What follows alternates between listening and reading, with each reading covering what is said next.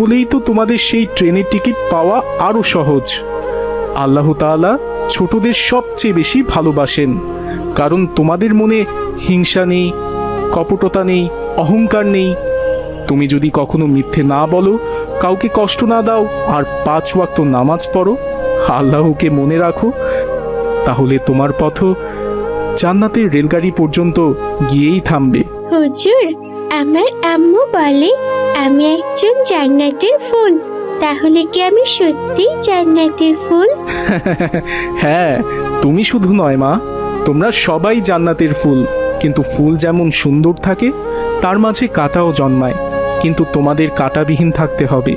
আর আজ থেকে তোমরা সেটাই শিখো। আচ্ছা হুজুর, যদি কেউ ভুল করে তারপর শুধরে যায়, তবে কি সে জান্নাতের টিকিট পাবে? আল্লাহ বলেছেন, তওবা করে যে ফিরে আসে সে যেন গুনাহমুক্ত হয়ে ফিরে আসে। ভুল করা সমস্যা নয়, কিন্তু ভুলকে পেছনে ফেলে এগিয়ে যাওয়াটাই মহান কাজ।